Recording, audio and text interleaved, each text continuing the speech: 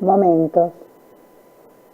Sentado en el cordón de la vereda, pasa la gente.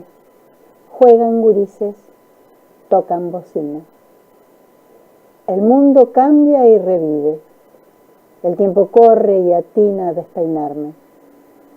Me levanto a ensuciar mis zapatillas. Cecilia Tonina, poeta que nos acompaña. Un cuento de agua donde muñecas de trapo y guardianes con espadas de cartón despiertan por las noches persiguiendo luces de colores. Entre saltos y corridas pintan los sueños anudados en cordones, hebillas, botones. Una historia de magos que recorren la ciudad borrando veredas sucias. Transforman papeles en camiones y bajo sus capas lanzan conjuros de amor. Un lugar donde la realidad se rompe y germina. Este también es de Cecilia Tonina, este caso es del libro De Balcón y Cordones. Bueno, empecemos con cartografía, experiencias de lectura y escritura. En el taller Encontrarnos en el susurro del lenguaje habíamos puesto en diálogo 3 autoras: María Emilia López, Yolanda Reyes y Graciela Monte.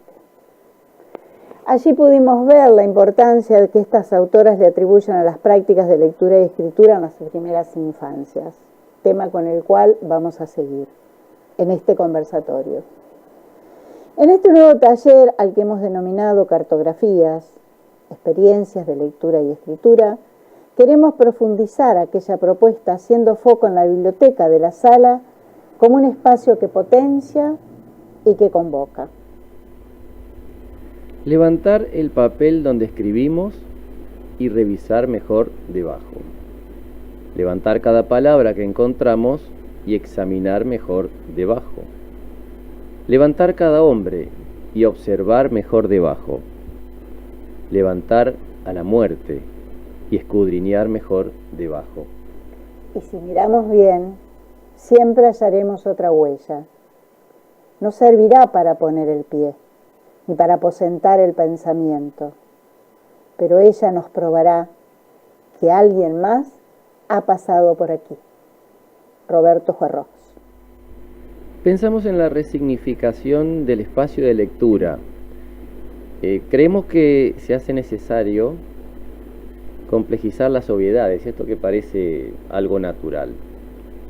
Entonces, creemos que el espacio de lectura en voz alta y el contacto con los libros debe ser tenido en cuenta a partir de estrategias concretas que jerarquicen su presencia. Es decir, hay que tomar decisiones para que los libros acompañen, porque son precisamente esas decisiones las que van a hacer que las prácticas de lectura y escritura tengan un lugar. Nosotros creemos que es precisamente ahí donde la travesía lectora del docente, ese camino lector, cuanto más rica sea, mejor.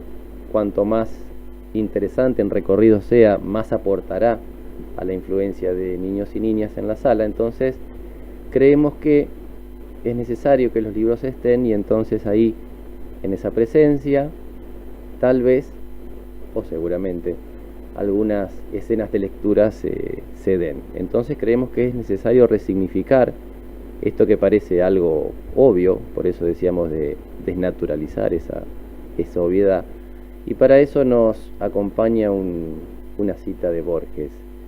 Toda lectura implica una colaboración y casi una complicidad. Antes de continuar, queremos ubicarnos en el contexto de producción de este taller y compartir con ustedes algunas preguntas que nos surgieron. ¿En qué tiempo escribimos este conversatorio? ¿En un tiempo virtual, presencial, bimodal, híbrido, sincrónico, asincrónico, ficcional, real o todos ellos juntos? ¿Dónde está el afuera y el adentro de nuestras prácticas? ¿Cómo nombrarlas y darles al menos una identidad? ¿Cómo escribir el contexto en el que estamos inmersos? Todas estas preguntas que nos hacíamos nos hicieron pensar en que la pregunta es importante, es necesaria, Y recurrimos a un texto de Paulo Freire y Antonio Faundes.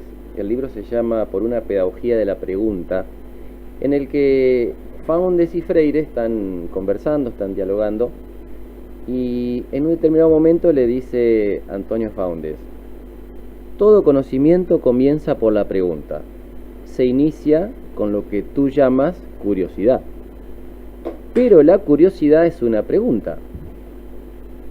Tengo la impresión, dice Faundes, y no sé si estás de acuerdo conmigo, de que hoy la enseñanza, el saber, es respuesta y no pregunta.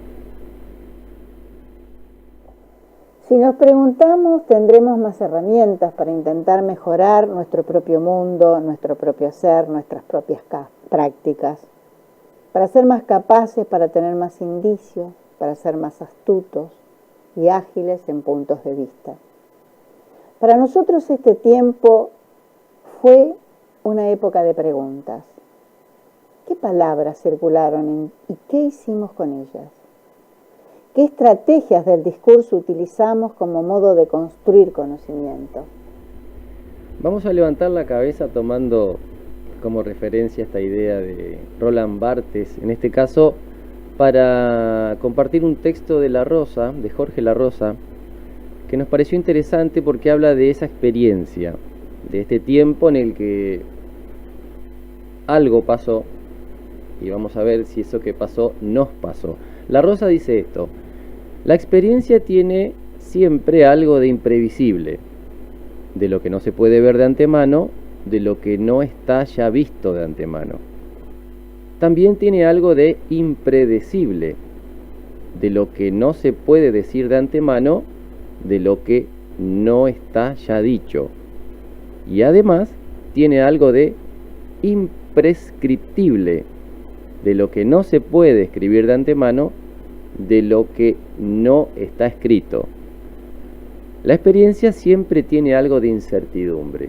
Es más, la incertidumbre le es constitutiva, porque la apertura que la experiencia da es apertura de lo posible, pero también de lo imposible, también de lo sorprendente y también de lo que no puede ser.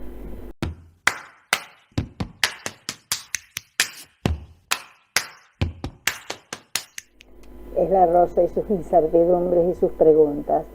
En esta escritura nos planteamos el desafío de buscar en el mundo visible y cotidiano aquello que está sumergido u oculto.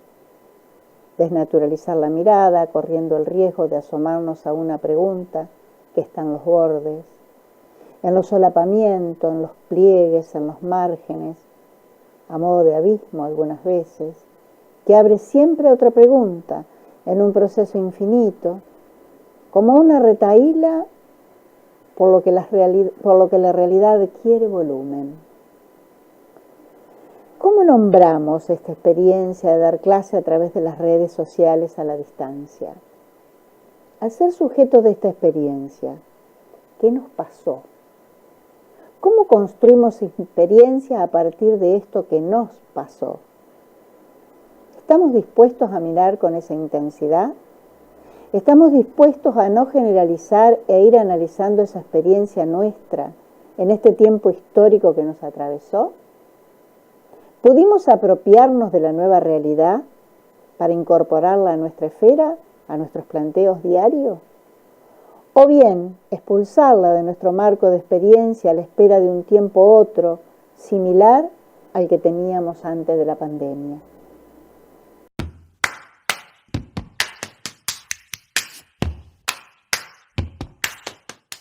Este taller que estamos pensando para trabajar con ustedes, para compartir con ustedes, no pretende una forma determinada, más bien consideramos que la escritura está en la lectura y la lectura en la escritura. Les proponemos levantar la cabeza una vez más, esta vez con poesía. Alejandra Pizarnik, del libro Poesía Completa. Una mirada desde la alcantarilla puede ser una visión del mundo. La rebelión consiste en mirar una rosa hasta pulverizarse los ojos. Tal vez podamos mirar nuestra práctica para ver qué pasó en este tiempo y tal vez en esa mirada, en esa observación, podamos encontrar algunos hilos celeste tierra de los cuales tirar para construir lo que pasó y dar cuenta de eso para que lo que pasó, lo que nos pasó, constituya una instancia de aprendizaje. Bueno, y empezamos a construir la trama que no está exenta de contradicciones, por supuesto. Y nos preguntamos, ¿qué es necesario para que en la sala suceda la lectura y la escritura?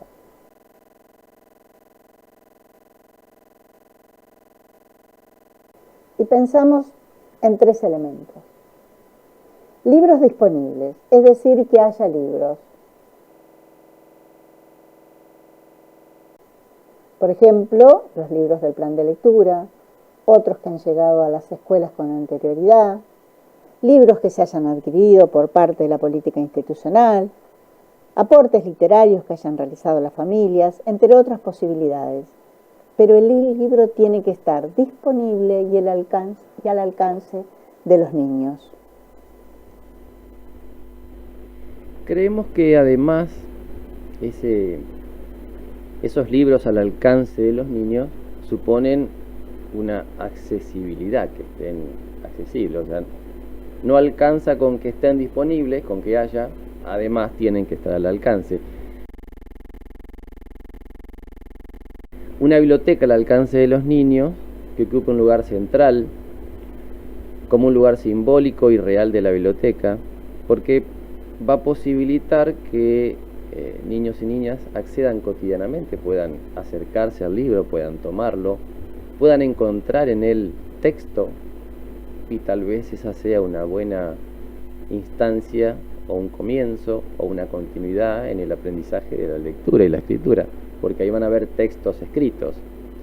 Vamos a citar el siguiente pasaje del cuaderno para el aula, volumen 1 de Juegos y Juguetes, Narración y Biblioteca, en el que da cuenta de esta idea, de esta propuesta. Dice: sabemos que los materiales de los que disponemos, ya sean revistas, diarios, libros, cajas, carpetas, libros, objetos, necesitan, sean muchos o pocos, un espacio con características particulares, es decir, un lugar en el que estén. Ese espacio puede ser una biblioteca, pueden ser cajas también, pueden estar en cajas.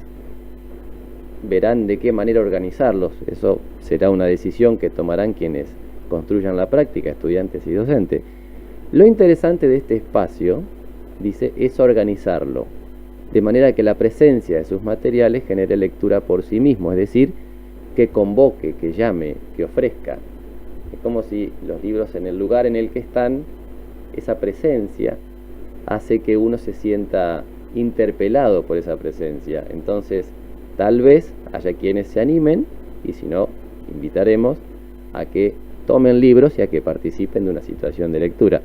Por lo tanto, y para que nosotros y los chicos y las chicas la conozcamos y tengamos confianza con ella, podemos organizarla a partir de acuerdos grupales, basados en las necesidades que tenemos de disponer del material. Va a haber criterios de organización, criterios que pueden ir desde una colección, desde un autor, desde tamaños, desde colores, personajes. Y ahí el criterio será muy variable porque dependerá de lo que a los niños y las niñas les interese. Consensuado con los niños. Consensuado con los niños, porque la práctica la construye estudiante y docente, no es mi clase, sino que en todo caso es la clase de todos los que están en esa situación, en esa aula. Se trata entonces de hallar una organización variable, es decir, que no hay una única posibilidad. Dinámica, porque puede ir cambiando con el tiempo y con esa caja de herramientas que se va a ir complejizando, esa textoteca interna que va a ir incorporando otros textos y esos gustos que van a ir también cambiando, no siempre nos va a gustar lo mismo. Entonces, ese tipo de agrupamiento, ese tipo de propuesta es la que en este segundo elemento que creemos que tiene que estar, es decir, libros accesibles, puede ser una propuesta que nos interpele y que nos sirva para poder pensar una biblioteca en el aula. Inclusive esos libros accesibles tienen que previamente haber una decisión del docente, que es lo que se llama canon o corpus, en el cual tiene que haber una selección previa del material que vamos a trabajar con las niñas y los niños.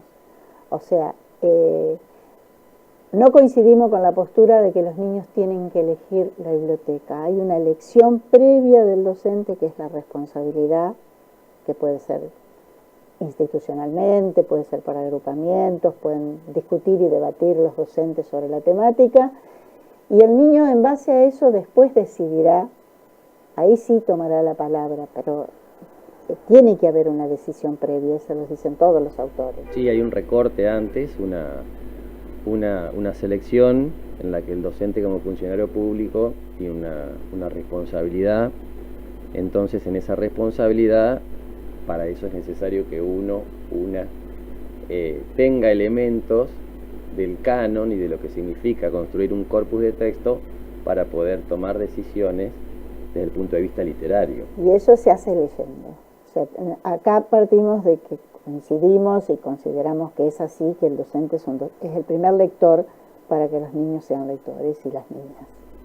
Entonces hasta ahí tenemos dos elementos. Y el tercer elemento, la mediación. La mediación. Desde la mediación partiremos, Graciela Monte, de dos ejemplos de escenas de lectura, en el cual Graciela Montes lo escribe en su libro La Gran Ocasión. Y dice: las formas de intervención, las del círculo, suponen una escena de lectura en la que un grupo de personas, incluido el maestro, han constituido una forma de sociedad, una comunidad de lectura, y comparten un texto. Tal vez lo tengan todos delante de los ojos, o haya un solo libro y se lea en voz alta. Son situaciones distintas. Cuando tiene el texto escrito delante de los ojos, el lector gana cierta independencia. Aprende a barrer lo ya leído para recoger los puntos que se le escaparon, se permite demorarse en un pasaje o distraerse en otro, se anticipa. En el texto leído en voz alta, prende de la voz que le da un cuerpo a lo leído y se lo acerca.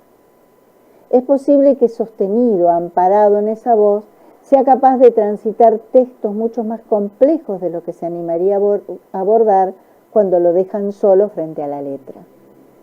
El lector que tiene su texto ahí adelante tal vez tienda a intervenir sobre él más íntimamente, subrayar una palabra, hacer una marca, anotar al margen algo que el texto le recuerda.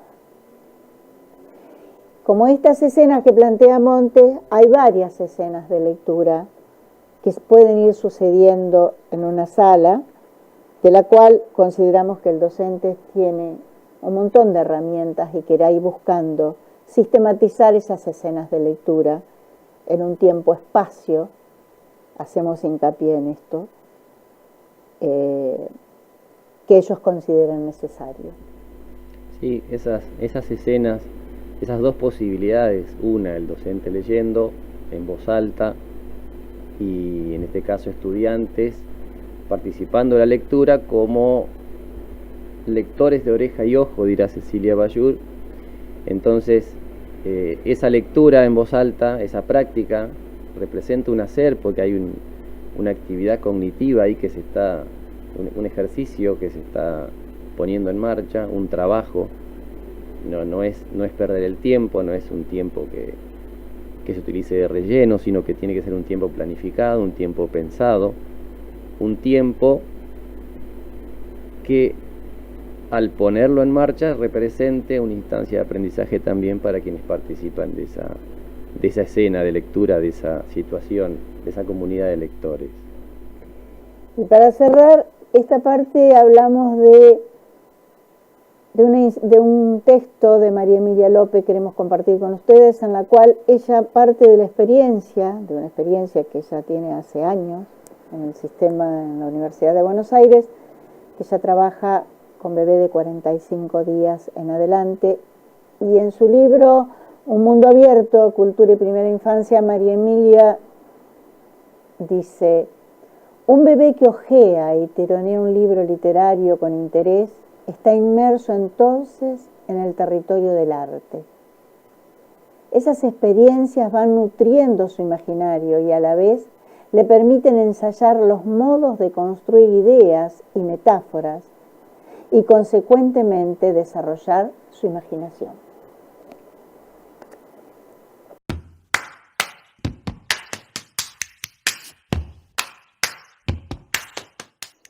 Esa noche no pudo tocar el cielo con las manos.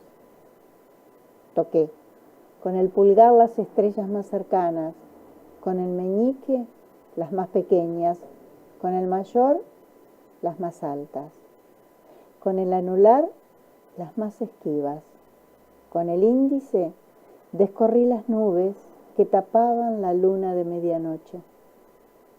Y cuando la noche se volvió mañana, acaricié el rostro amado con todos los dedos de mis dos manos. Cristina Martín, poeta que también nos acompaña en este recorrido. Compartimos un pasaje del libro Primeras Letras o Primeras Lecturas.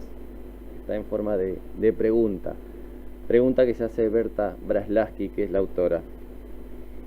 Dice: a través de la lectura reiterada de cuentos, el niño comienza a tomar conciencia de su estructura y, lo que es crucial, se prepara para comprender la macroestructura de un texto. Pensando en qué sucede con esto de la lectura, tanto en voz alta como con la posibilidad de acceder a un libro y hojearlo. Está clarito acá que es un hecho cognitivo la lectura. Sí, que es un trabajo. No es para descansar. Es un trabajo, no es actividad de relleno, podríamos decir. Inclusive ella dice que no sean somníferos. Es lo que a continuación sigo, dice: también se observa que la lectura de cuentos estimula a los niños para explorar los mismos textos que les han leído y encontrar relaciones entre la oralidad y la escritura. Dice de cuentos, pero podríamos ponerle de poesía, de leyenda, de historieta.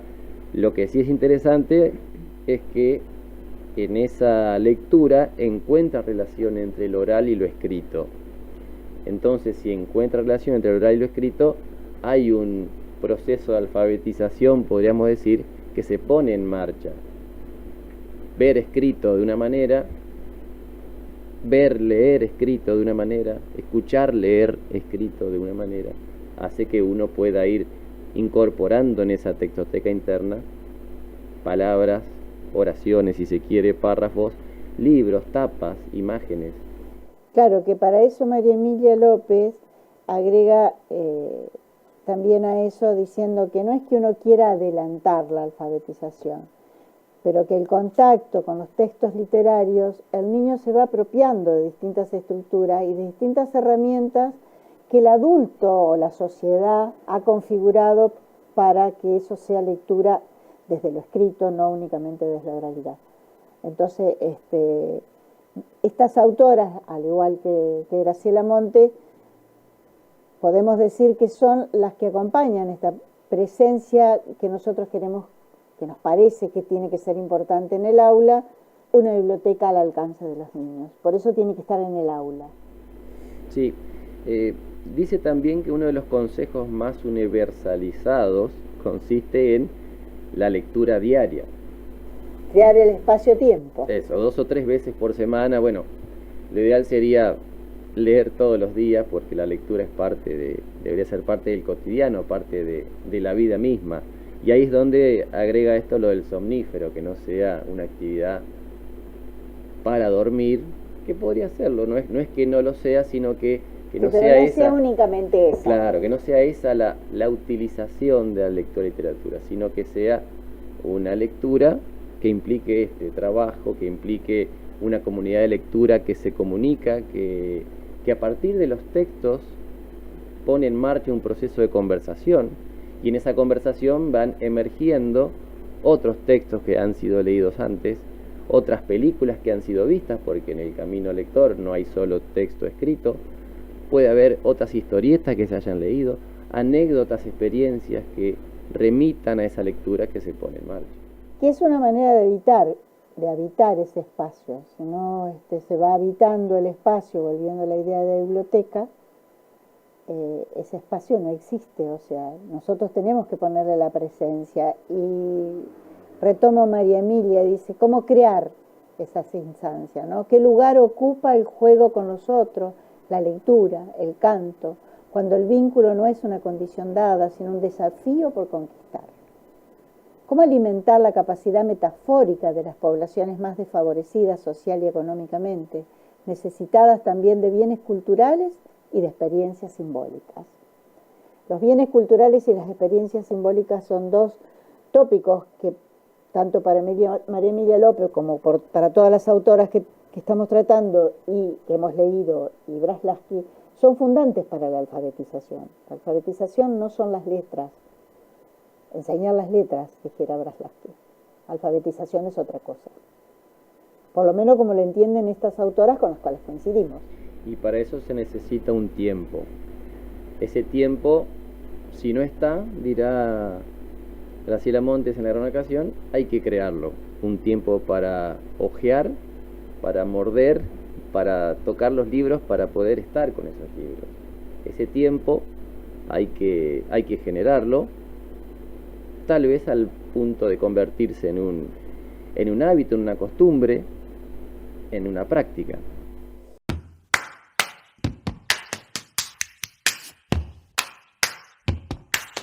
Y hasta acá lo que queríamos compartir con ustedes y como cierre de este primer encuentro, de este nuevo taller, les queremos compartir una suerte de consigna que va a estar ampliada después en el campus, pero ahora se las queremos comentar, se las queremos hacer saber, se las hacemos llegar oralmente para que vayan pensando a ver qué les parece lo que hemos pensado nosotros para el cierre de este taller. Bueno, antes de eso yo te voy a plantear lo que a nosotros se nos ocurrió que se podía como ser como tópico y como disparador. Sí. Tomamos la comida y pensamos en la comida y la forma, recetas desde el objeto libro, ¿no? Recetas con forma de figuras geométricas, porque encontramos una colección de pizzas en el cual todas las tapas de los libros eran redondas. La comida y las efemérides escolares, porque cada efeméride y cada situación siempre aparece la comida, el chocolate, los pasteles, las empanadas, o sea, tendríamos que preguntarnos por qué aparece el tema de la comida. Tomar la comida y los pueblos como hecho cultural. La comida y las historias, o sea, cuando aparece en una fábula, en un cuento, en una poesía, dónde aparece, cómo aparece. Recito de Oro cocina y come con los enanos, con los osos. La comida y los viajes, los itinerarios y los mapas, o sea, pensábamos en qué llevó para la comida los colonizadores cuando vinieron de acá, el tomate, la papa, las comidas que han traído, las comidas que trajeron, comidas que se llevaron. Y los pueblos que han sido esclavizados y que son parte de nuestra ciudadanía, de nuestro pueblo, porque hay un mestizaje acá que también habla no solo del color de la piel, sino de la comida. Es decir, tenemos una mixtura en el que la comida aparece como una transmisión cultural también. Como un lugar de reunión, como un lugar de encuentro. La comida y los refranes, la comida y los hechizos y los ingredientes para combinarlos. Los hechizos en general, las hechiceras lo hacen en una olla y cocinan. Bueno, y lo que a ustedes se les pueda ocurrir que puede llegar a suceder como tópico la comida, y ahí consideramos que es trabajar interdisciplinariamente, porque se puede trabajar desde lo narrativo, desde la ficción, que sería el campo nuestro, pero también se puede trabajar desde una narrativa científica, ¿no? Sí, y esas narrativas, esos textos que se puedan construir, tal vez puedan ser incorporados a la biblioteca y a su vez ensanchar los límites de una biblioteca en la sala en la que también se encuentren textos de autores reconocidos y que nosotros leemos habitualmente, y textos propios, escritos por estudiantes o bien escritos por el docente, dictados por estudiantes. Es decir, que esos textos que se pueden construir a partir de estas propuestas pueden ser incorporados a la biblioteca de la sala y tener su espacio. Entonces, la consigna después va a ir al entorno, no se angustien, y consideramos que problematizar la lectura y la escritura desde proyectos pedagógicos puede potenciar la biblioteca como espacio, ambiente, rincón de propuestas de enseñanza-aprendizaje con un docente mediador que haga de la biblioteca una caja de herramientas, al decir de Brunner. Propondremos actividades que parten del contacto directo con libros y como punto inicial para reflexionar sobre la lectura como práctica social, cultural, y la circulación social de la literatura y el libro como objeto cultural. En el campo virtual presentaremos esta consigna con más detalle y más amplia, puntualmente con mayores precisiones. Sí, con mayores precisiones. ¿Cerramos con un poema? Leo de Cristina Martín, del libro Que el nombre te nombre, y tengo acá: Violeta, ojos de uva chinche, cutis de algodón, pelo con rosquitas, dedos de plumón.